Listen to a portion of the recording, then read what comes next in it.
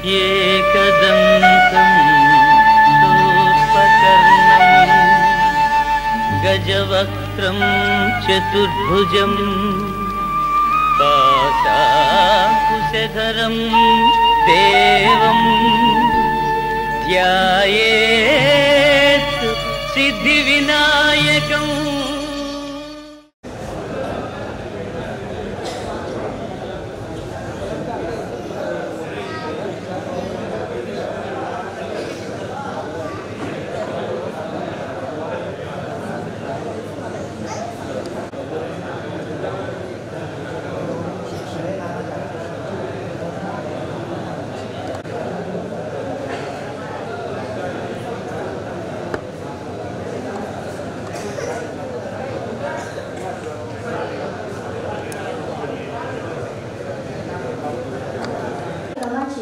प्रमुख अतिथी तसेच सन्माननीय ह्या मंचावर उपस्थित झाले आहेत, म्हणून सर्वांनी टाळ्याच्या गजरामध्ये त्यांचं स्वागत करावं.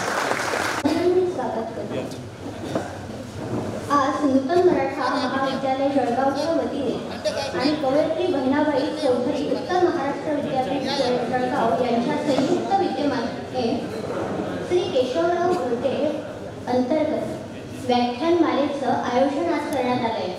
आणि ह्या आयोजनाप्रसंगी आज नूतन मराठा महाविद्यालयाचे माननीय प्राचार्य एल.पी. देशमुख सर यांचेही आगमन ह्या सभागृहात झाले. तसेच कार्यक्रमाचे प्रमुख वक्ते रघुजीराजे आगरे यांचं देखील ह्या कार्यक्रमात आगमन झालं आहे.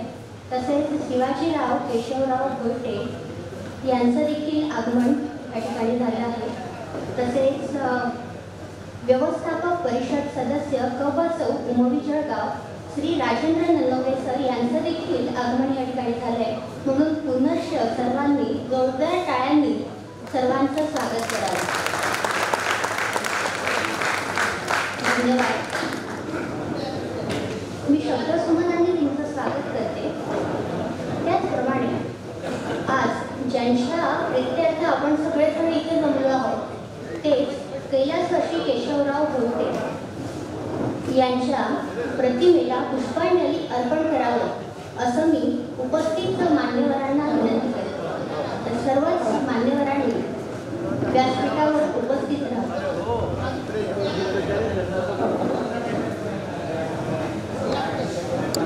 सर यांचा अल्पसा परिचय मी या ठिकाणी तुम्हाला देऊ इच्छिते. सन 1918 साली राष्ट्रीय स्वयंसंघामध्ये बंदीमध्ये धुळेमध्ये जेलमध्ये त्यांना कारावास झाला.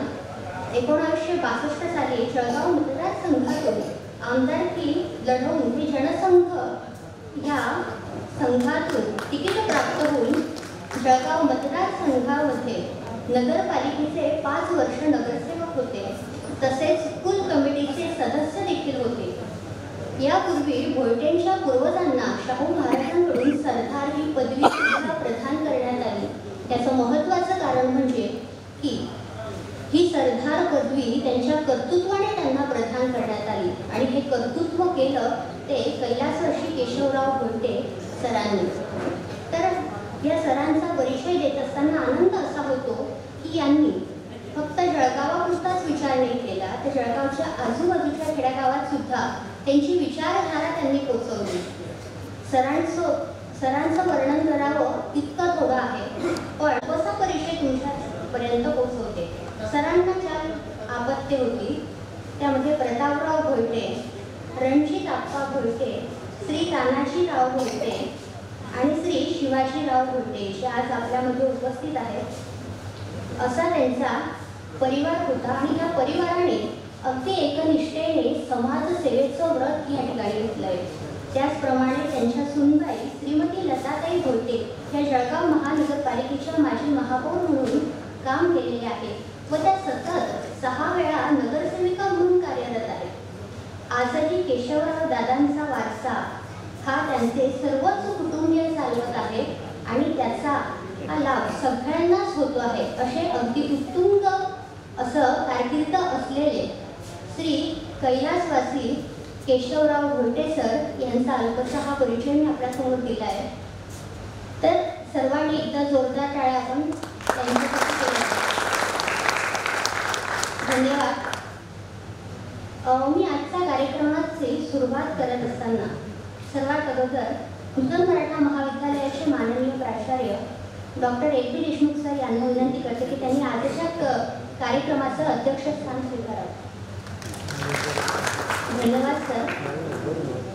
मी आता शब्दसुमनांनी स्वागत करून झालं, पण पुष्पगुच्छ देऊन स्वागत करण्यासाठी माननीय प्राचार्य ए पी देशमुख सरांना विनंती करते की त्यांनी आजचे प्रमुख वक्ते श्री रघुजी राजे आगरे यांचं पुष्पगुच्छ देऊन स्वागत करावे.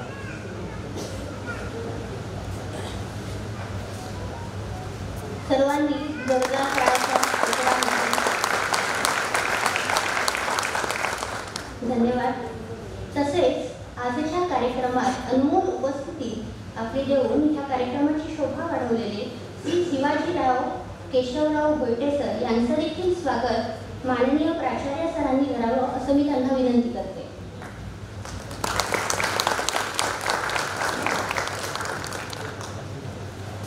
तसेच व्यवस्थापक परिषद सदस्य क.ब.चौ. उत्तर महाराष्ट्र विद्यापीठ जळगाव येथील श्री राजेंद्र नन्नवरे सर यांचं देखील स्वागत माननीय प्राचार्य सरांनी करावं असं मी त्यांना विनंती करते.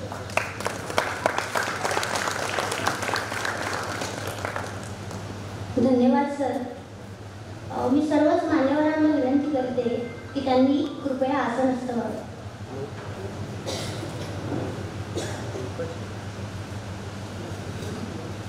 खरंच आजचा दिवस म्हणजे खूपच छान, कारण प्रत्येक वर्षातून आपण जो दिवसाची वाट बघतो ती 19 तारखेची छत्रपती शिवाजी महाराजांच्या जयंतीची, की ज्यांनी आम्हाला हे सुराज्य आणि स्वराज्य प्रदान केलं. अशा छत्रपती शिवाजी महाराजांबद्दलच आम्हाला सांगण्यासाठी इथे आलेले माननीय श्री रघुजी राजे आगरे सर यांचा कार्यक्रमाचं नियोजन आणि थोडक्यात कार्यक्रमाची प्रस्तावना करण्यासाठी मी माननीय प्राचार्य सरांना विनंती करते. धन्यवाद. सर्वप्रथम मी महाविद्यालयातील सर्व उपस्थित श्रोत्यांचं स्वागत करतो.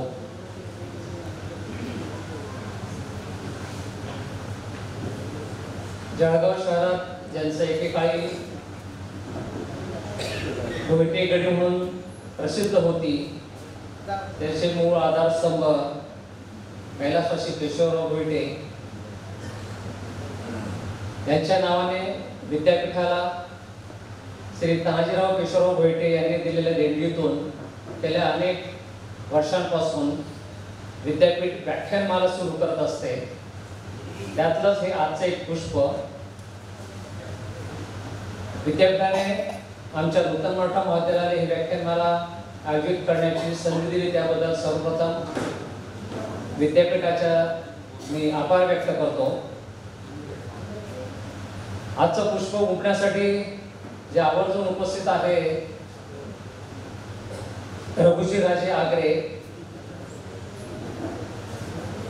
तर त्यांचं नाव आंग्रे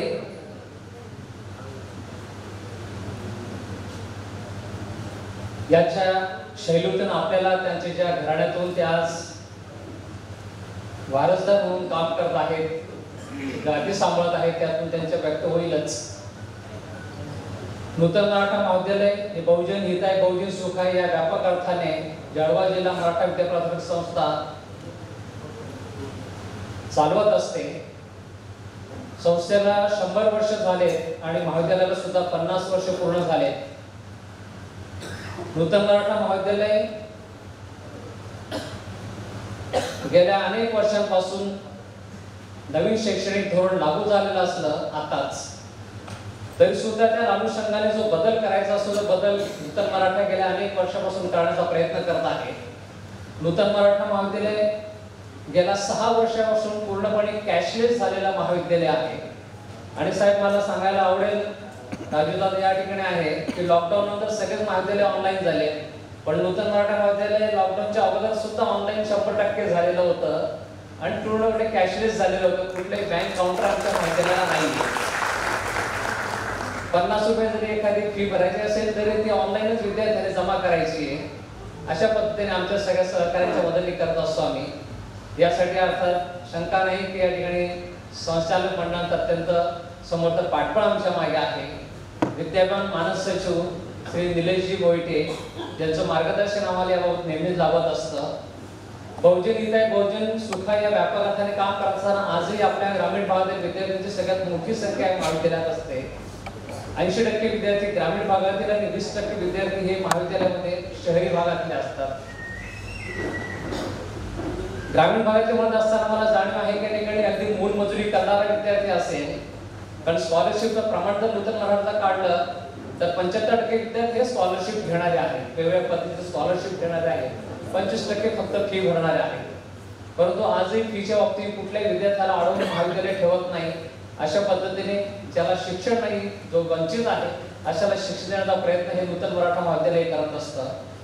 अशा नूतन मराठा महाविद्यालयामध्ये ज्यांचं व्याख्यान आज आयोजित केलेलं आहे ते रोजीराजे आंगरे यांना मी विनंती करतो की आपण आमच्या संधी दिली, आमच्या महाविद्यालयाच्या आयोजित केलेल्या या व्याख्यानमालेस आपण उपस्थित राहिला त्याबद्दल मी आपल्या मनापासून संस्था चालकांकडून महाविद्यालयाकडून आभार व्यक्त करतो आणि थांबतो. धन्यवाद.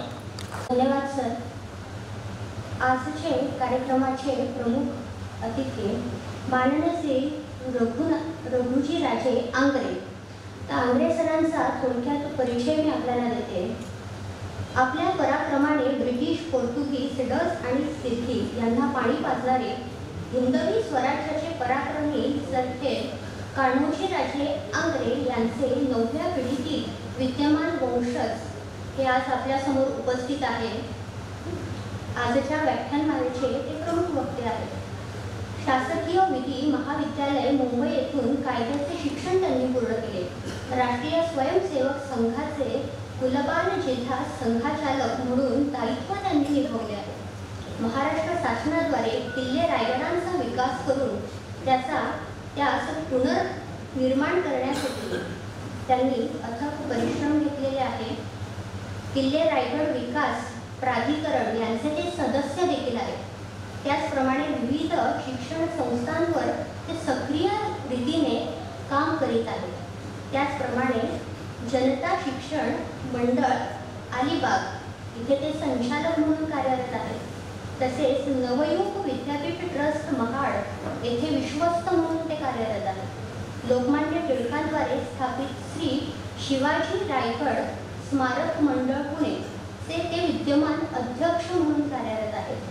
तसेच अध्यक्ष youth hostel association of India Alibag unit, प्राचीन भारतीय संस्कृतीतील स्थापत्य वैशिष्ट्ये आणि मंदिर शैलीचे अभ्यासक ते आहेत. त्याचप्रमाणे कोकण आणि सागरी किनारपट्टी भागातील मराठा आरमारांचे अभ्यासक सुद्धा ते आहेत. भारतीय नौदलाच्या मेरीटाईम्स हिस्ट्री सोसायटी तसेच नोबेल वॉर कॉलेज गोवा मध्ये मराठ्यांचे नवीन युद्धनीती या विषयावर त्यांची अनेक व्याख्यानं सुद्धा झालेली आहेत. विविध दुर्ग संवर्धन संस्थांची ते संलग्न आहेत. विविध लेख, चर्चा, परिसंवाद, लेक्चर आणि व्याख्यांच्या माध्यमातून इतिहास, आरमार, प्राचीन भारतीय संस्कृती आणि स्थापत्य यांचा प्रवास त्यांचा सातत्याने चालू आहे. ट्रस्ट आणि म्हणजे थोडक्यात सांगायचं झालं तर ट्रक आणि बायकर असेच भटकंती आणि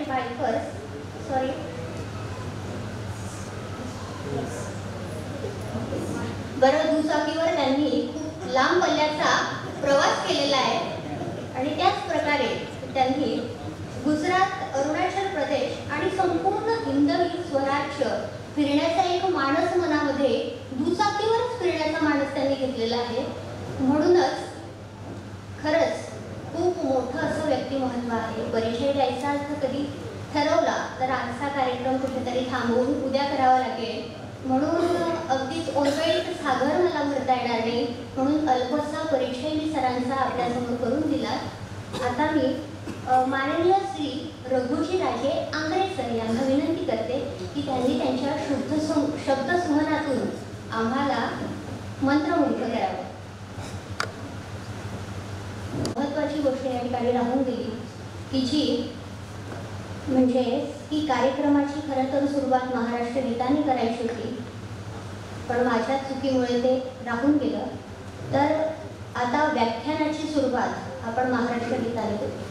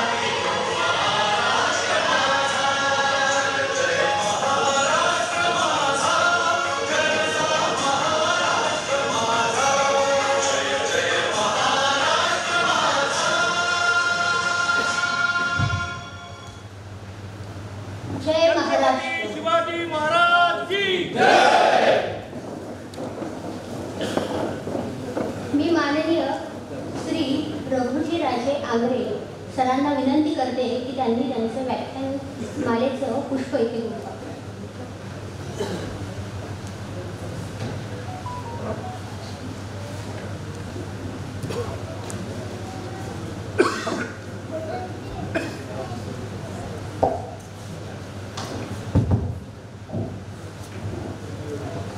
रामराम मंडळी, मी विचारत होतो वेळ किती वेळ बोलू.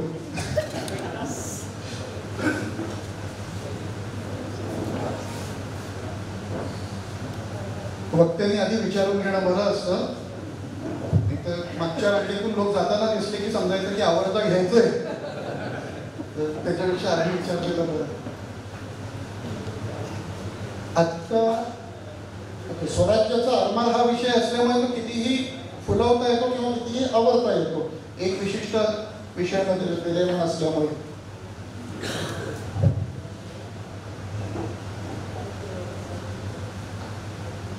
सर्वप्रथम सर्व जळगावकरांचे मी आभार मानतो की वास्तविक हा माझा कार्यक्रम ठरलेला नसताना मला जेव्हा काल तुषार रायसिंग सरांनी म्हटलं आणि इथल्या आयोजकांनी म्हटलं त्यावेळेला मी होकार दिल्यावर, ऐन वेळेवर होकार दिल्यावर सुद्धा एवढ्या संख्येने जेव्हा मंडळी उपस्थित राहतात तेव्हा आपल्या इतिहासावर आणि परंपरांवर प्रेम करणारी मंडळी आहेत. आणखीन संध्याकाळची वेळ मातृशक्ती करता घरच्या बऱ्याच कामांमधून सवड काढणं असतं. पुरुष मंडळी आपण कुठेही जाऊ शकतो, पण मातृशक्ती सुद्धा इथे त्याच संख्येने उपस्थित आहे हे पाहून फार आनंद झाला. आज आपण भारतीय सीमेबद्दल जेव्हा बोलतो तेव्हा सर्वसामान्यपणे केसरीच्या टूरनी किंवा कुठल्याही टूरनी फिरायला गेलेला असला माणूस ही सर्वसाधारणपणे पंजाब फिरून आलेली मंडळी, दिल्ली, अमृतसर गेलेली जी मंडळी असतात ती सांगतात आम्ही अटारी बॉर्डरवर जाऊन आलो, सीमेवर जाऊन आलो. त्यात सुद्धा 50% मंडळी आम्ही वाघा बॉर्डरवर जाऊन आलो म्हणतात. वाघा हे पाकिस्तानमध्ये आहे, अटारी आपल्याकडचं गाव आहे. 4 धाम यात्रेला गेलेली मंडळी म्हणतात की आम्ही माणा बॉर्डरवर जाऊन आलो. जे नेपाळ वगैरे साईडला जातात ते तिकडची सोनाली बॉर्डरचं नाव घेतात. आपण सर्वजण महाराष्ट्रात राहतोय.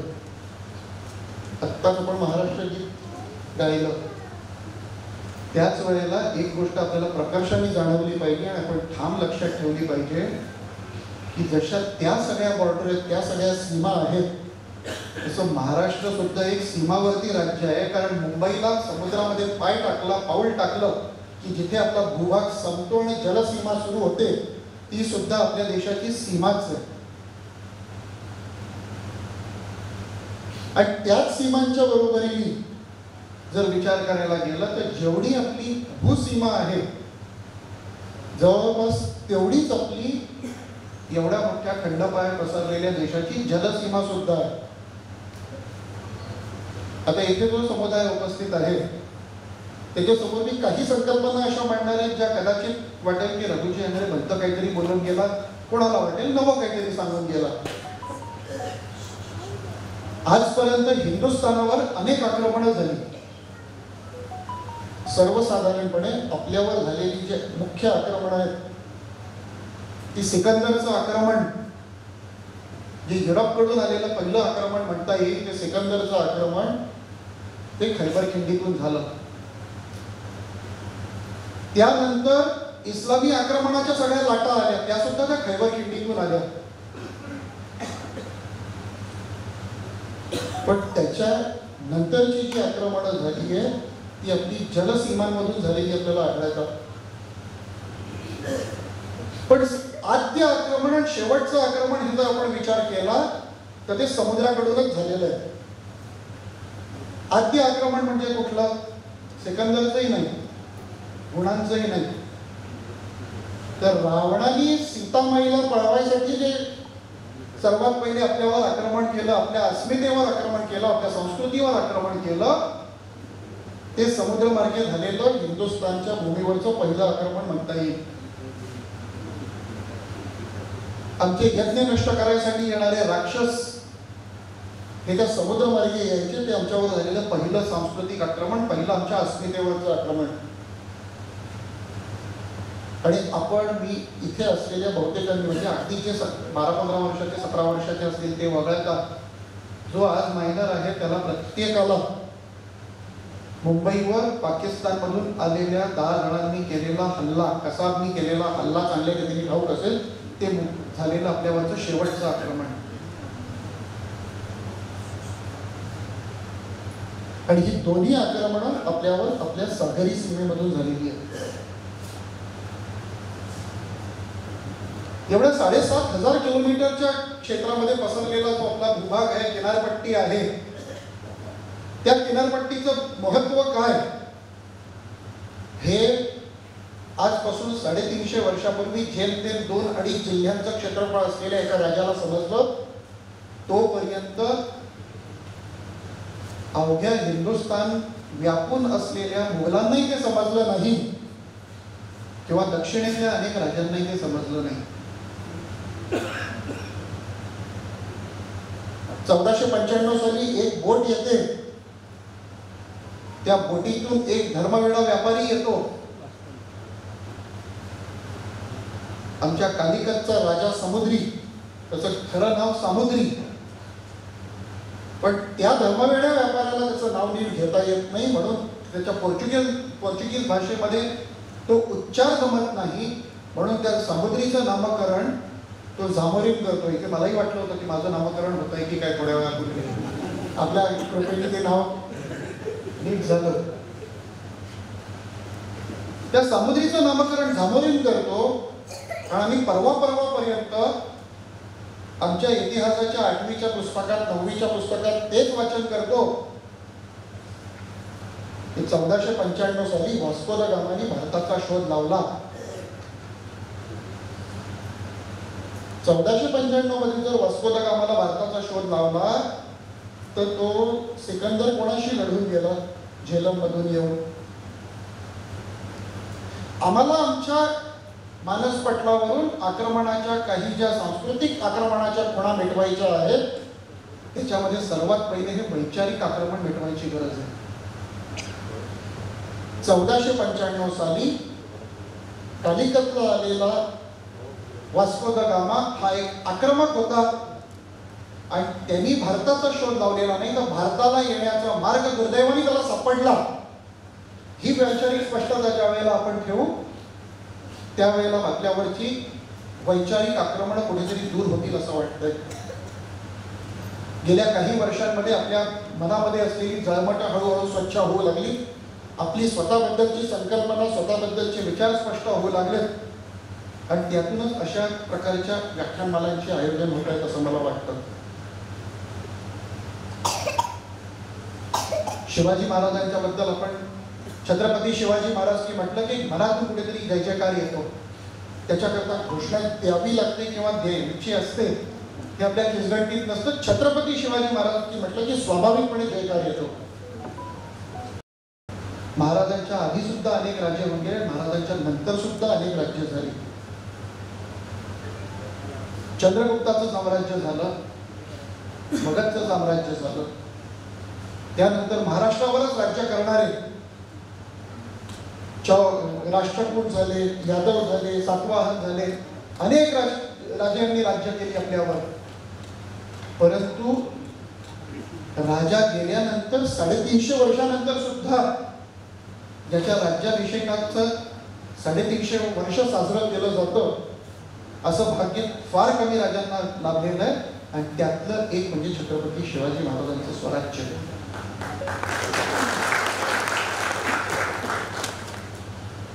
आकारमानाने असेल, महसूल उत्पन्नाच्या निमित्ताने असेल, त्यापेक्षा मोठ्या कितीतरी मुघलांच्या जहागिरी होत्या.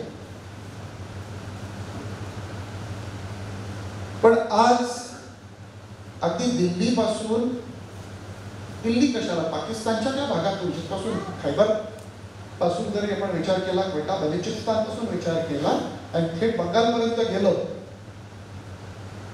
महाराष्ट्रामध्ये जरी आपण फिरलो, महाराष्ट्राच्या अनेक जिल्ह्यांमध्ये फिरलो, तर मी तानाजी मालुसऱ्यांचा वंशज, मी कान्होजी आंग्र्यांचा वंशज, मी बाजी जेल्यांचा वंशज, मी बाजी पासलकरांचा वंशज असं सांगणारी 5-50 लोक सहज दिसतात. आपण महाराष्ट्रापुरतं जर बोलायचं झालं तरी मी औरंगजेबचा वंशज किंवा मी आदिलशहाचा वंशज असं सांगणारा आजपर्यंत कोणाला एक तरी भेटलाय का? तो वृत्तीचा संबंध आहे. ज्या वेळेला एखादा व्यक्ती राष्ट्रकार्यासाठी कामी पडतो तेव्हा त्याच्या वंशजांना नव्हे, त्याच्या गावालाही त्याचा अभिमान असतो. आणि ज्या वेळेला प्रजेवर अन्याय आणि अत्याचार करणारा राजा आजारी पडतो, मरतो, त्यावेळेला प्रजा सुद्धा सुटकेचा निश्वास सोडते. छत्रपती शिवाजी महाराजांच्या काळात प्रत्येकाच्या मनात ही भावना रुजली, टिकली आणि वाढली की हे राज्य शिवाजी महाराजांचं नाही, हे राज्य भोसल्यांचं नाही आहे, तर हे राज्य रयतेचं आहे, तुमचं आमचं आहे आणि हे लोककल्याणकारी राज्य आहे. म्हणून शिवाजी महाराज गेल्यानंतर जेव्हा औरंगजेबाने आपल्यावर आक्रमण केलं, 27 वर्ष औरंगजेब इथे तोय ठोकून होता, 9 वर्ष संभाजीराजे त्याला बोलून होते. आणि संभाजीराजांच्या जाण्यानंतर जेव्हा राजाराम महाराज जिंजीमध्ये होते, ताराराणी कोल्हापुरातून राज्य करत होत्या, कुठल्याही मध्यवर्ती केंद्रीय सत्ता इथे अस्तित्वात नव्हती, त्यावेळेला तुमच्या आमच्या पूर्वजांपैकी प्रत्येक जण उठून उभा राहिला होता.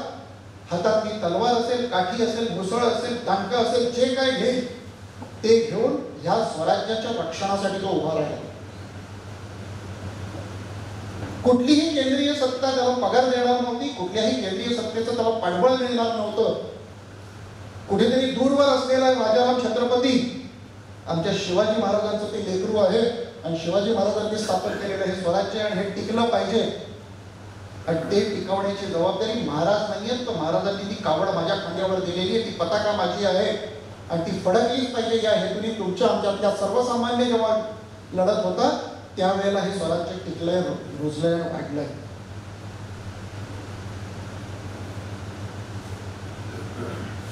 हिंदुस्थानच्या पूर्व आणि पश्चिम किनारपट्टीवर अनेक सत्तांचं राज्य होतं.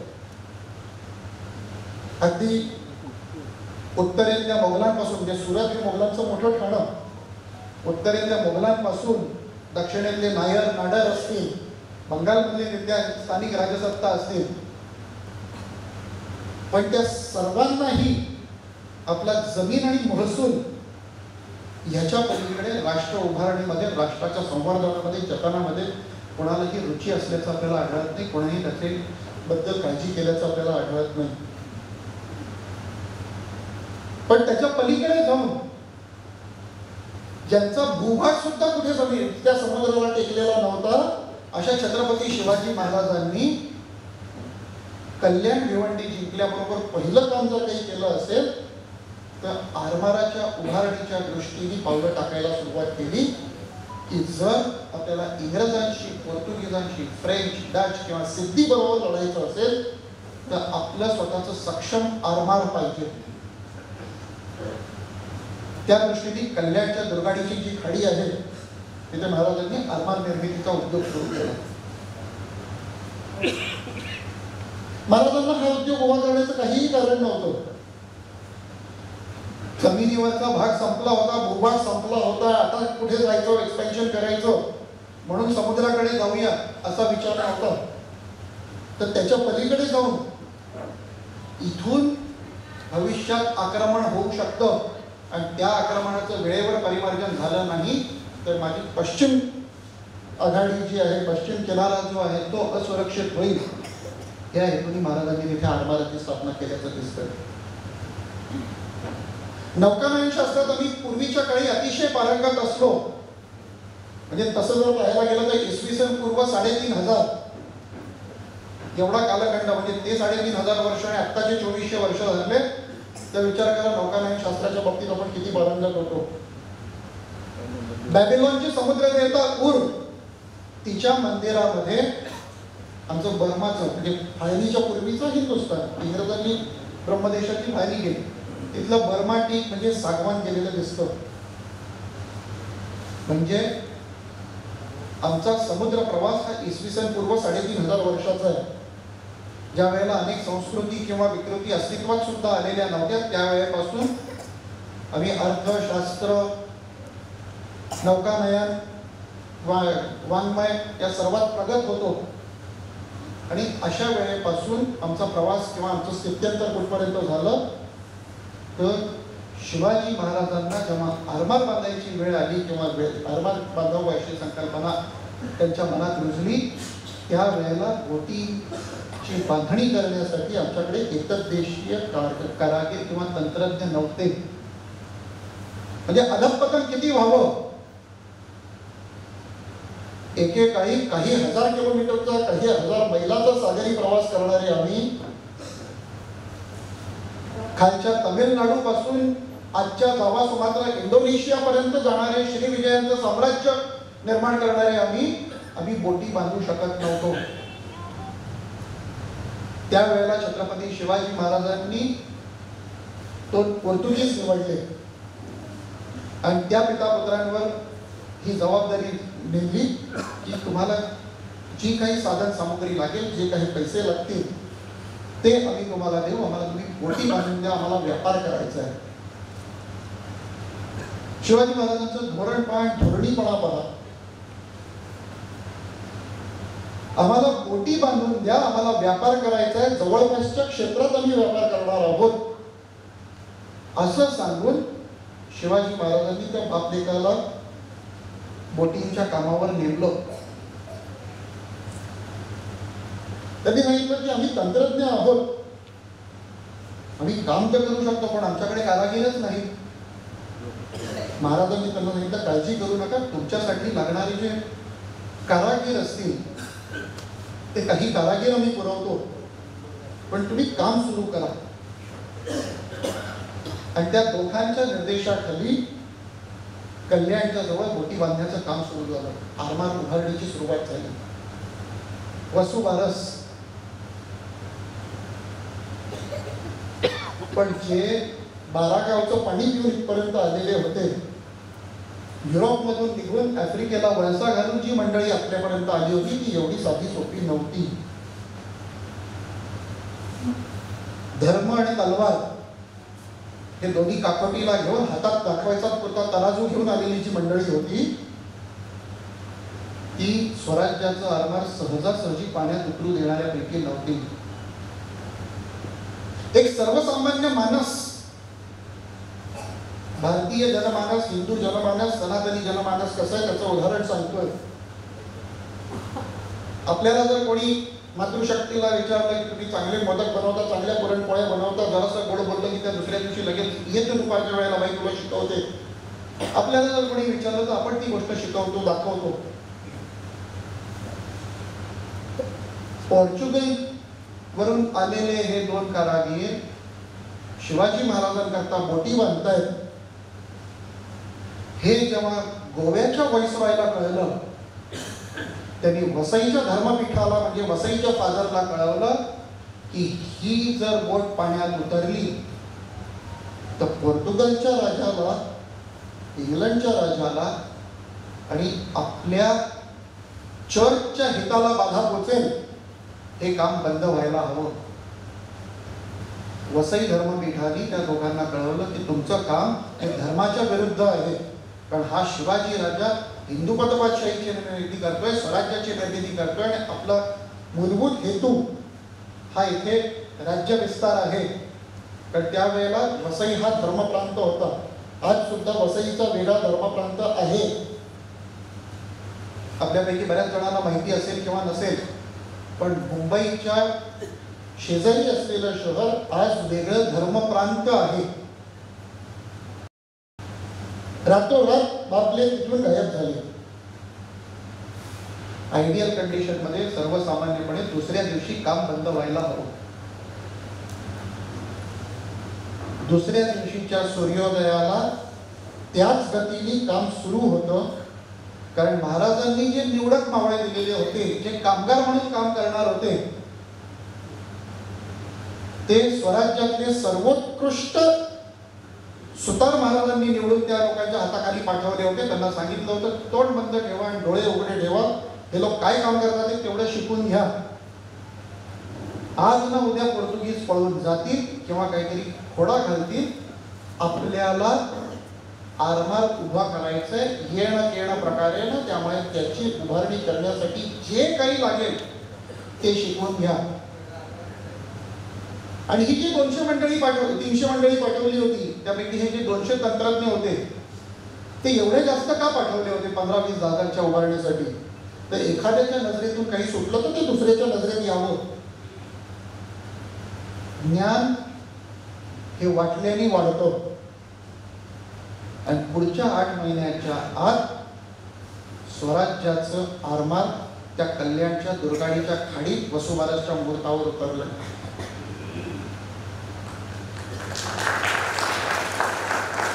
आता एखादी गोष्ट तयार झाली, आपण गाडी नवीन विकत घेतली, ट्रॅक्टर नवीन घेतला की एक फेरी मारून पाहतो.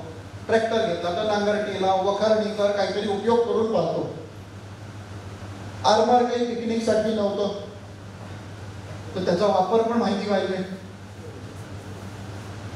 तर तो वापर जर करायचा झाला तर आरमार हे लढाईसाठी बनवलेला आरमार होते. सागरी सफरीसाठी दल लेक मध्ये उभी केलेली शिकारा किंवा बोट नव्हती. बरीचशी तरुणाई मागे आहे. 14 एप्रिलला व्हॅलेंटाईन डे असतो हे सर्वांना आजकाल माहिती आहे. 14 फेब्रुवारी 14 फेब्रुवारीला व्हॅलेंटाईन डे असतो हे सगळ्यांना माहिती आहे.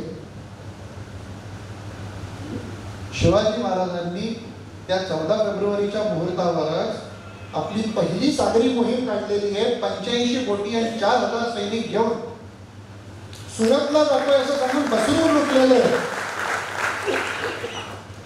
आणि ज्या महाराजांनी सलग एवढा प्रवास कधी घोड्यावरून सुद्धा आयुष्यात केला नव्हता, कारण महाराजांचा टप्पा हा नेहमी कमी असायचा. मराठ्यांच्या जेवढ्या चकमकी आहेत त्या चकमकी आहेत, लॉंग टर्म युद्ध नाही, बॅटल्स नाही आहेत, कॉन्फ्लिक्ट्स आहेत. त्या महाराजांनी अख्ख्या कोकण किनारपट्टीचा प्रवास केला. आणखी कर्नाटकच्या म्हणजे गोव्याला वळसा घालून खाली दक्षिणेत गेले आणि त्यांनी बसवून लुटलंय. पोर्तुगीज असो, मुघल असो, आदिलशाही असो, इमादशाही असो, वाडीकर सावंत असो, का मुंबईतले इंग्रज असो, कोणी स्वप्नात सुद्धा कल्पना केली नव्हती की महाराज जातील आणि बसरूर लुटतील. आणि त्या शॉकमधून ते निघायच्या आधी महाराज परत सुद्धा आले. म्हणजे जे धक्कातंत्र म्हटलं जातं ते खऱ्या अर्थाने महाराजांनी तिथे वापरलं. आरमाराचा ट्रायल रन, आणि तो सुद्धा विथ 100% स्ट्राईक रेट हा महाराजांनी तिथे दर्शवून दिला. आरमार बांधणीसाठी पैसा पण तर लागला, तर ते कॅपिटल रिकव्हरी तर कुठेतरी व्हायला पाहिजे. ती कॅपिटल रिकव्हरी झाली. ज्या वेळेला आरमाराच्या मनात आत्मविश्वास निर्माण झाला, त्यानंतर महाराजांनी अनेक मोहिमा राबवलेल्या आपल्याला दिसतात. आता हे जे आरमार होतं, या स्वराज्याच्या आरमारात आणि ब्रिटिश आरमारात किंवा पोर्तुगीज आरमारात काय फरक होता, तर तो एक मूलभूत फरक म्हणजे पोर्तुगीज, डच, फ्रेंच आणि ब्रिटिश ह्या सर्व युरोपीय नाविक सत्ता होत्या. त्या प्रत्येक देशाचं त्यांच्या राजाचं एक लढाऊ आरमार होतं. ते इथे जरी त्यांच्या सागरी सफरीच्या किंवा व्यापाराच्या बोटी पाठवत असले तरी त्यांचा वारसा हा दर्यावर्तीपणाचा असलेली ही राष्ट्र आहेत.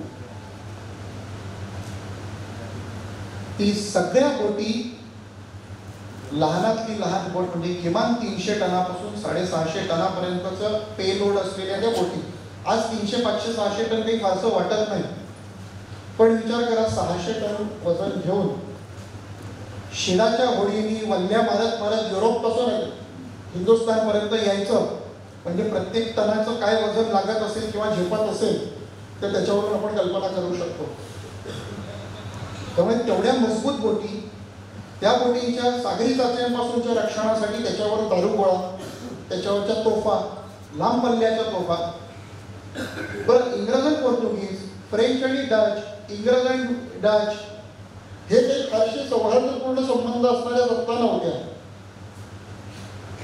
जगाच्या पाठीवरच्या 5ही खंडांमध्ये एक दुसऱ्याचे हाडवैरी जर कोणी असतील तर युरोपियन सत्ताच होत्या.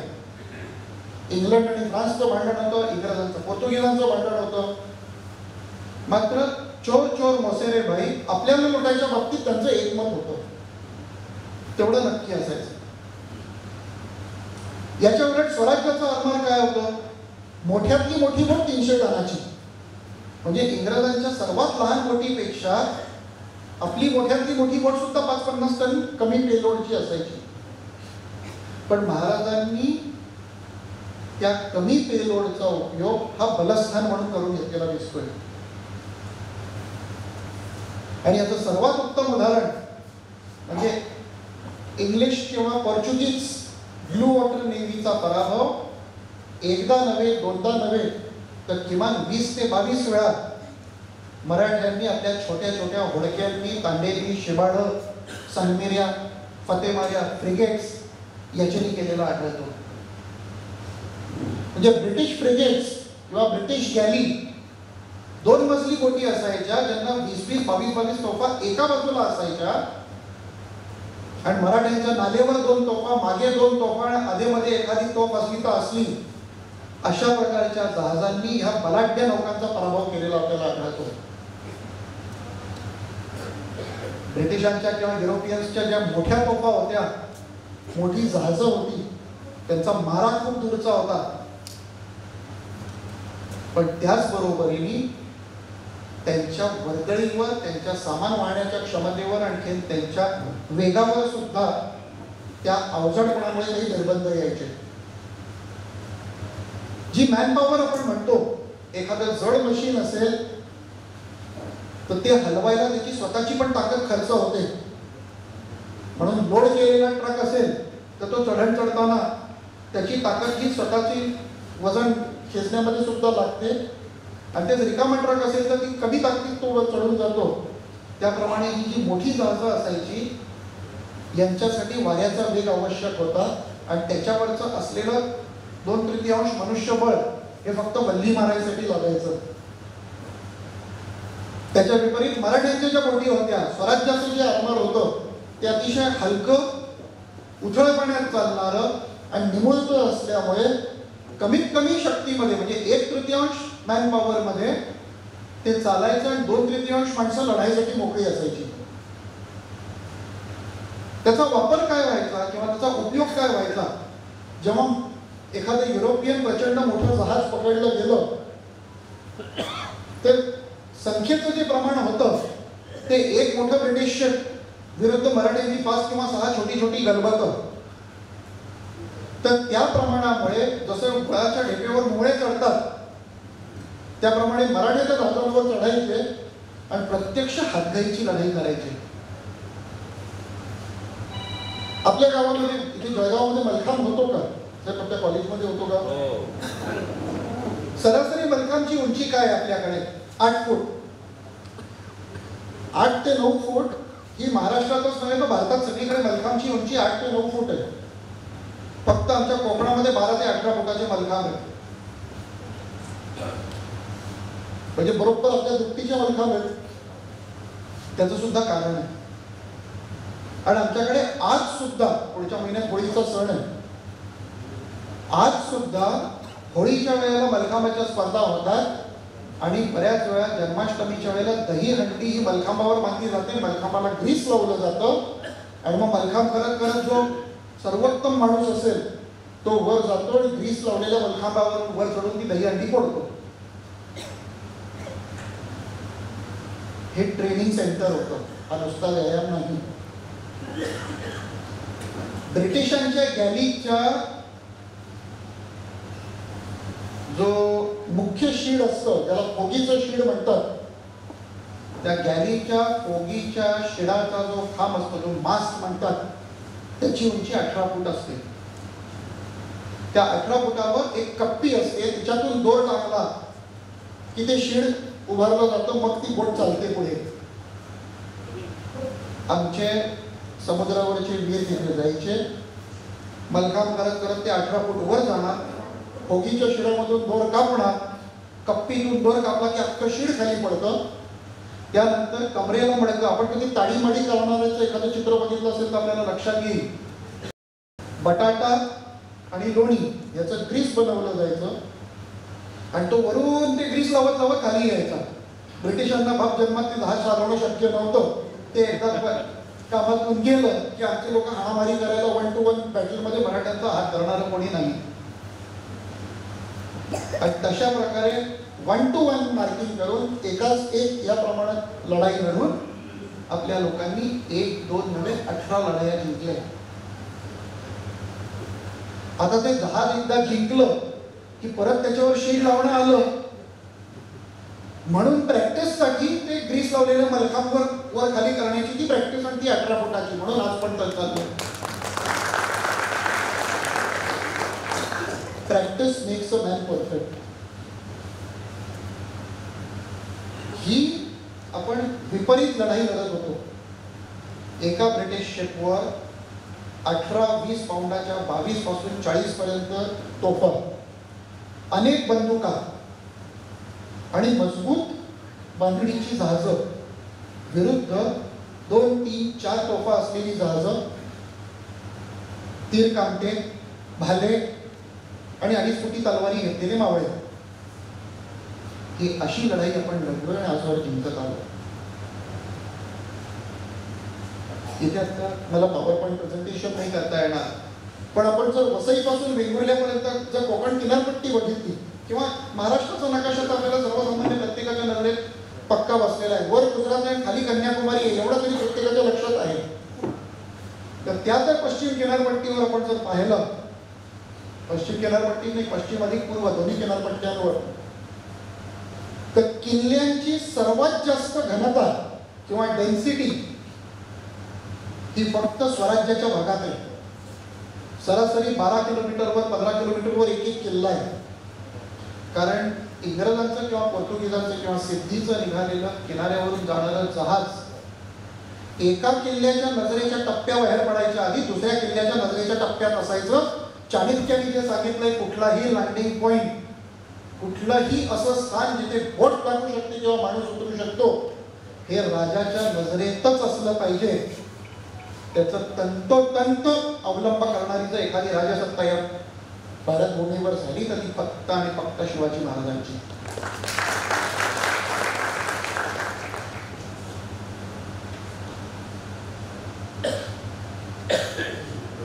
हे आरमार केलं, बोटी केल्या, किल्ले बांधले, समुद्रावर जो काय घालायचा तो धुमाकूळ घातला स्वराज्याच्या आरमारांनी. ह्याच्यातून कमवलं काय, मिळवलं काय? मी ज्या घराण्याचं प्रतिनिधित्व करतो, मी त्या घराण्यातून येतो ज्यांनी भारतीय नौदलाला 5 सरखेल दिले आणि त्यातले 2 हे त्यांच्या काळातल्या जगातल्या सर्वोत्तम सरखेलांपैकी एक होते. पण आम्ही मिळवलं काय? आंग्र्यांचा पॅलेस नाही, आंग्र्यांचा कुठलाही किल्ला आज मोठ्या प्रमाणात शाबूत नाही, पण ती एक उर्मी आम्ही मिळवली की आम्ही वाकलो नाही, आम्ही विकलो गेलो नाही, आम्ही कापलो गेलो पण जमिनीत मिळालो, धुळदाण झाली, पण इंग्रजांना विकलो गेलो नाही, सिद्धीला विकलो गेलो नाही आणि महाराजांचा विचार आम्ही ठामपणाने मांडला. स्वराज्याच्या आरमारांनी काय मिळवलं? कारण कोकणची किनारपट्टी बघितली तर सरासरी 40 किलोमीटरचा चिंचोळा भाग आहे आणि अशी ती पट्टी आहे 720 किलोमीटर बाय 40 किलोमीटरची, जिच्यामधल्या 2/3 भागामध्ये पावसाळा झाल्यानंतर 3ऱ्या महिन्यामध्ये बायकांच्या डोक्यावर अंडे आज पण असतात. कारण इतका तीव्र उतार आहे की महाबळेश्वर मध्ये पडलेला पाऊस पुढच्या 2 ते 2.5 तासात समुद्राला मिळालेला असतो जाऊन. पर्क्युलेशन नाही, त्यामुळे पाणीच नाही. डिसेंबर पासून बायकांच्या डोक्यावर पाण्याचे हंडे असतात, म्हणजे ती भूमी सुजलाम सुफलाम नाही. तिथून महसूल कितीचा मिळणार? मग आम्ही काय मिळवलं? जर आम्हाला महसूल मिळणार नव्हता, जर रोज वेगळ्या वेगळ्या शत्रूशी लढायचं होतं, रोजची मातापच्ची करायची होती, तर आम्ही काय मिळवलं? कान्होजी आंग्रे वारल्यावर एक संत होते ब्रह्मेंद्र स्वामी धावडशीकर, त्यांनी त्यांच्या मुलांना बायकोंना अनेक पत्र लिहिली आहेत, खाली ते लिहिले. तर लक्ष्मीबाई आंग्र्यांनी आणि मथुराबाई आंग्र्यांनी ब्रह्मेंद्र स्वामी धावडशीकरांना एक पत्र लिहिलंय. स्वामींनी पैका खर्च केला तो राज्य रक्षणाचे कामी, बाया नाचवल्या नाहीत,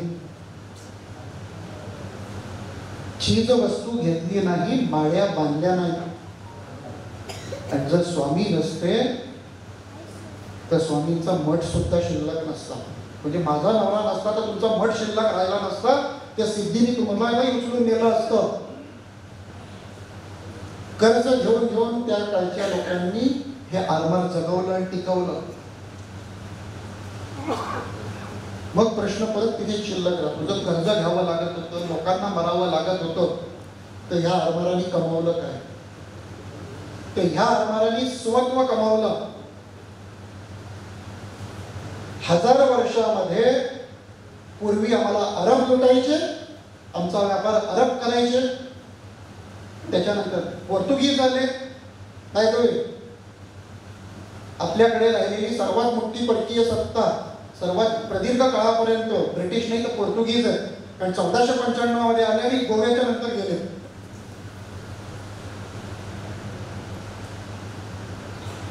तर आम्ही काय कमावलं? तर 1000 वर्षामध्ये आमचं गेलेलं स्वत्व जे होतं, समुद्र आमचा आहे ही जी भावना आमच्यातून नष्ट झाली होती, आणि आम्ही समुद्रात शिरायच्या वेळेला कुठला तरी ॲबिसिनियामधून आलेला एक गुलाम सिद्दी, जो औरंगजेबाचा स्वतःला सरदार म्हणवायचा, तिथून आलेला गुलाम आज सुद्धा मुरुडमध्ये गेला, तिकडचे सिद्धी बघितले, कुरळ्या केसाचे, जाड ओठाचे, काळे वेंद्रे लोक. तर एक गुलामांनी आमच्यावर सत्ता राबवावी. कुठून तरी आलेला एक गुन्हेगार पोर्तुगीज, त्याच्याबरोबरचे आलेले त्याच्यासारखे गुन्हेगार, त्यांनी आमच्याकडनं कार्टाज घ्यावं. कार्टाज म्हणजे समुद्रावरून मार्गक्रमण करण्याबद्दलचा टॅक्स. ईस्ट इंडिया कंपनी सारख्या एका तद्दन धंदेवाईक कंपनी, आज अदानी अंबानीच्या नावाने जसे लोक ओरडतात त्या टाईपची ती कंपनी इंग्लंडमधून फायदा कमवायसाठी आलेली कंपनी आमच्या भारतीय समुद्रामधून आमच्या बोटीची वाहतूक करायची असेल तर आमच्याकडनं कर गोळा करत होती. या सर्वांच्या नाकावर टिपचून यांना हाणून यांना मारून आम्ही ह्यांच्याकडून 1000 वर्षानंतर आम्ही कर वसूल करणं सुरू केलं. आम्ही आमची स्वायत्तता निर्माण केली. पश्चिम किनारपट्टीच नव्हे, इथला समुद्र आमचा आहे आणि त्यावरून जाण्याचा हक्क सुद्धा आमचा. जे पोर्तुगीज कधी ब्रिटिशांकडनं टॅक्स माफ करायचे नाही त्यांना नाकात मुठी धरून आम्ही आमचं दस्तक त्यांना घ्यायला लावलं.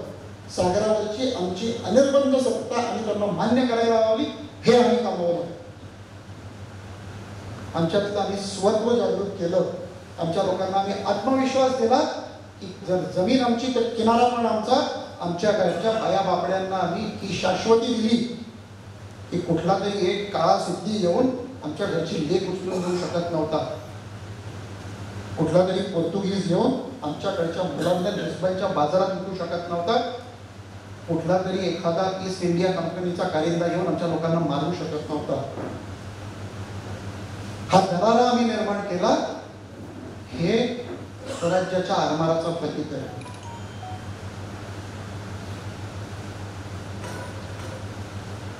स्वराज्याचं आरमार झालं, वाढलं, रुजलं. पोर्तुगीज, इंग्रज प्रत्येकाबरोबर त्यांचा संघर्ष झाला. हे सर्व ठीक. पण आरमार म्हणजे लढाई, आरमार म्हणजे संघर्ष, आरमार म्हणजे कमाई, आरमार म्हणजे हाणामारी, आरमार म्हणजे किल्ला, आरमार म्हणजे बोट, एवढंच नाही. आपण सर्वांनी एक आजपर्यंत ऐकलं असेल, भारतातून सोन्याचा धूर घ्यायचा. तो सोन्याचा धूर म्हणजे काय होतं? मी आजचे मुद्दे दुपारी म्हणले ते आणि आत्ताचे एकालाही परत दुसऱ्याला घेत नाही सर. आपण होतात भारतातून युरोपशी होणारा व्यापार हा जोपर्यंत पेरिशेबल गुड्सचा व्यापार होता तोपर्यंत आम्ही फायद्यात होतो. आमच्याकडून जायचं काय? तांदूळ, मसाले, धाक्याची मलमल, चांगलं कापड, याचा आम्ही व्यापार करायचो. त्याच्या बदल्यात आम्ही आणायचो काय?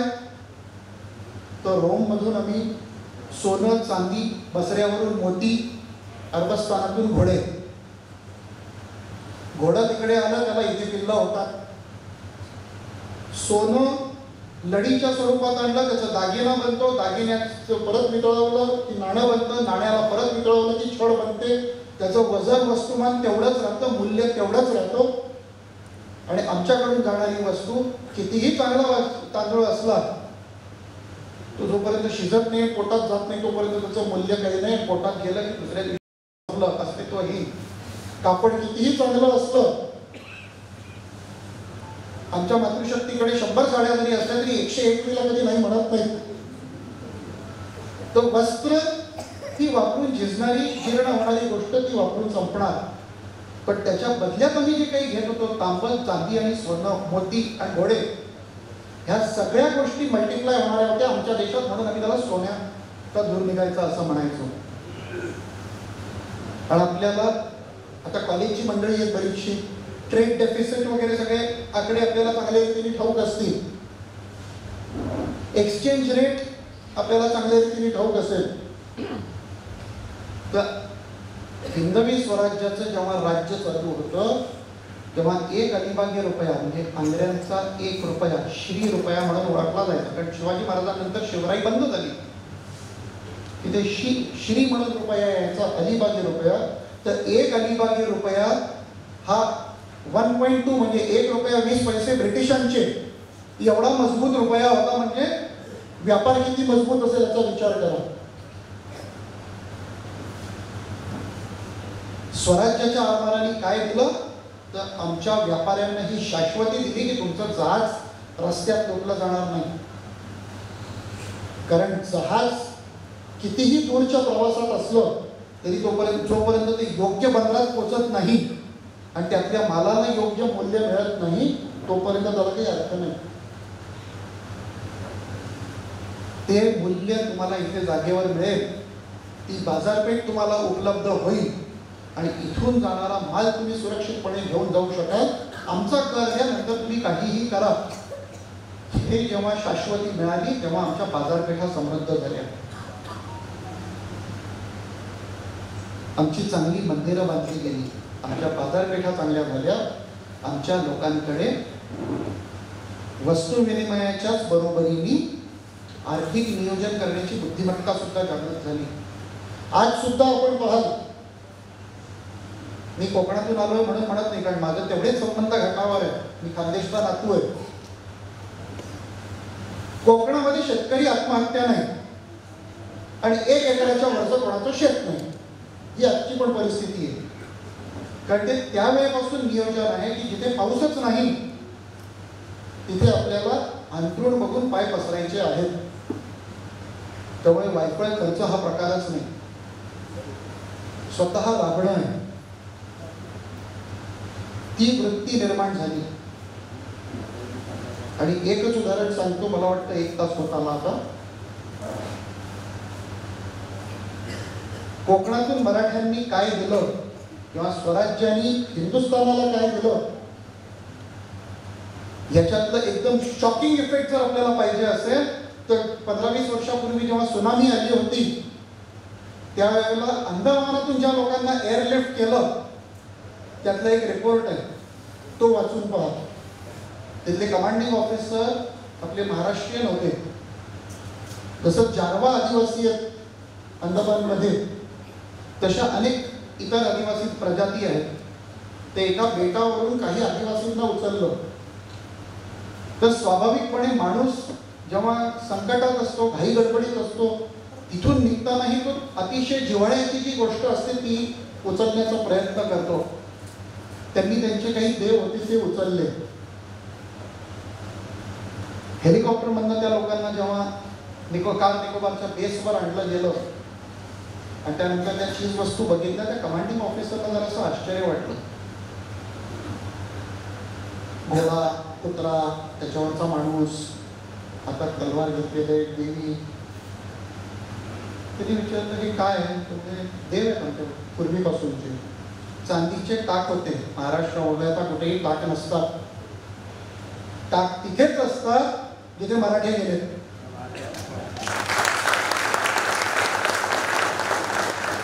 आत्ताही काटा आला अंगावर. हे इंग्रज कुठून येतात, पोर्तुगीज कुठून येतात याच्यावर लक्ष ठेवणं आवश्यक आहे. म्हणून कान्होजी आंग्रेंनी जी 2-3 दलबतं तिकडे पाठवली होती ते बिचारे तिथे अंदमानवर जाऊन राहिले. मधल्या कालखंडात अख्खं मराठा आरमार फुटलं, मराठ्यांचं राज्य नष्ट झालं, त्यांना परत आणणारं कोणी नव्हतं, बॅकअप कोणी नव्हता. बिचारे 250 वर्ष तिथेच जगले. आणि कोणीतरी पासलकर होता, कोणीतरी जेदे होता, कोणीतरी जाधव होता, तो बिचारा तिथला आदिवासी म्हणून जमू लागला. त्याच्याकडच्या टाकामुळे तो ओळखता आला की त्याचे संबंध कोकणाशी आहेत, महाराष्ट्राशी आहेत. कारण ते खंडोबाचे टाक होते, वेताळाचे टाक होते. तो जो कुत्रा, घोडा आणि घोड्यावरचा माणूस म्हणजे खंडोबा, बानुबाई आणि त्यांचं ते कुत्र. हे 250 वर्ष गेली मध्ये आम्हाला कळायला की आमच्या रक्षणाकरता एक अख्खी पिढी तिथे बसलेली होती.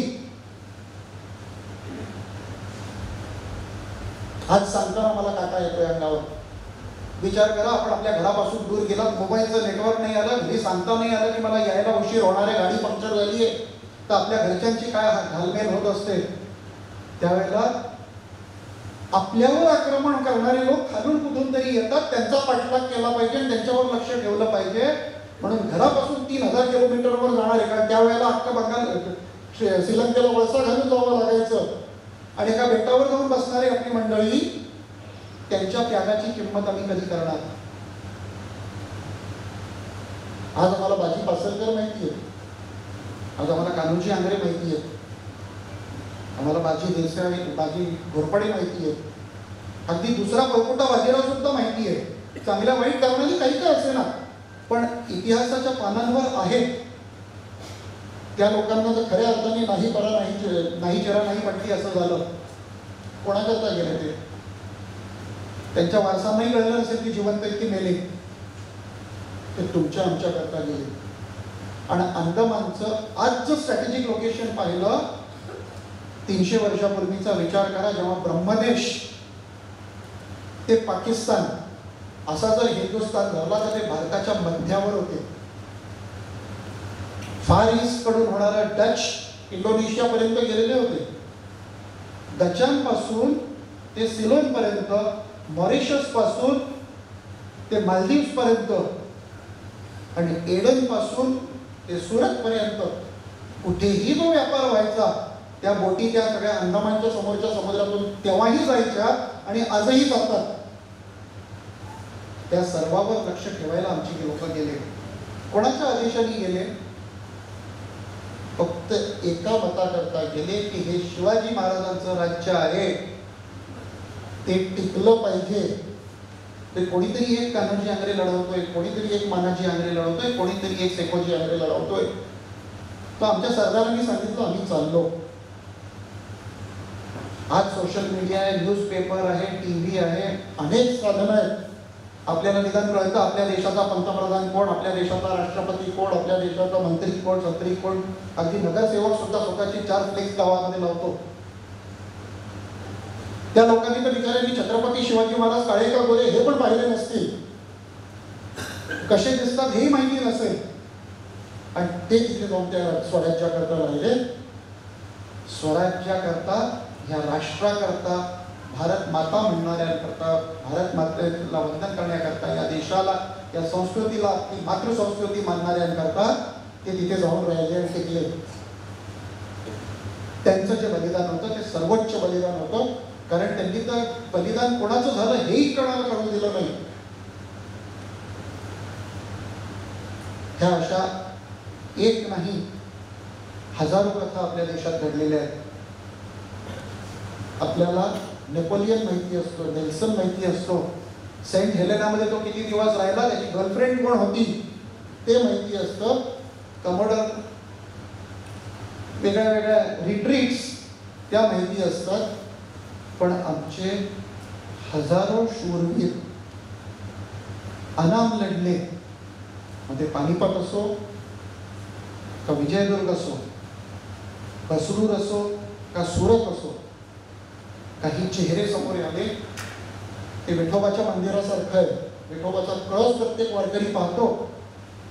पायामध्ये कोण गेलाय तो चेहरा कधीही नजरेसमोर येत नाही. मला वाटतं अशा व्याख्यानमालांच्या निमित्ताने, राज्याभिषेक शकाच्या निमित्ताने अशा अनेक शूरवीरांना आपण मनाने जरी श्रद्धांजली देऊ शकलो आणि त्यांच्या कार्याचा गौरव करू शकलो, त्यांच्या कार्यापासून काही प्रेरणा घेऊ शकलो, या राष्ट्राला, इथल्या संस्कृतीला आपली मानू शकलो आणि आपल्या वैयक्तिक संकल्पना स्पष्ट करू शकलो की आपलं कोण आणि परकं कोण, कुठला विचार ग्राह्य आहे, कुठला विचार त्याज्य आहे, एवढं जरी आपण करू शकलो तरी मला वाटतं शिवाजी महाराजांचं कार्य आपण ती भागवत धर्माची पताका असल्यासारखं पुढच्या पिढीच्या खांद्यावर दिल्यासारखं होईल. एवढंच बोलतो आणि सांगतो. छत्रपती शिवाजी महाराज की धन्यवाद. धन्यवाद सर. आम्हाला फक्त नेव्हीच्या फ्लॅगवर असलेली राजमुद्राच माहिती होती, पण त्याच्या पलीकडेही जाऊन आरमार किती भलं मोठं आहे, त्याचं योगदान किती मोठं आहे ते आज तुम्ही आमच्या समोर अगदी प्रत्यक्षदर्शी जे दाखवलं, त्याबद्दल मी खरंच श्री रघुजी राजे सरांचं मनपूर्वक आभार मानतो. तसेच आजच्या कार्यक्रमाला जे प्रमुख मान्यवर या ठिकाणी उपस्थित राहिले, श्री शिवाजीराव केशवराव होळके सर यांचं सुद्धा मी मनपूर्वक आभार मानते. तसेच राजेंद्र नंदवडे सर यांनी सुद्धा अमूल्य अशी उपस्थिती या ठिकाणी दिली, मी यांचं देखील आभार मानते. नूतन मराठा महाविद्यालय आणि कवयित्री बहिणाबाई चौधरी उत्तर महाराष्ट्र विद्यापीठ यांच्या संयुक्त विद्यमानाने हा जो कार्यक्रम व्याख्यानमालेचा आज या ठिकाणी पार पडला, खूप छान पद्धतीने आमच्या ज्ञानामध्ये भर टाकण्याचा हा जो कार्यक्रम या ठिकाणी झाला. खरं तर हा कार्यक्रम सलग 8 दिवसाचा, त्याहीपेक्षा जास्ती किंवा विद्यार्थ्यांसाठी तर सातत्याने व्हावा. त्याच्या वतीने सांगू इच्छिते की सर तुम्ही पुन्हा या आणि पुन्हा आमच्या ज्ञानात भर पाडण्याचा नक्कीच प्रयत्न करा. प्रॉब्लेम झाला त्याबद्दल सुद्धा सर मी माफी मागते.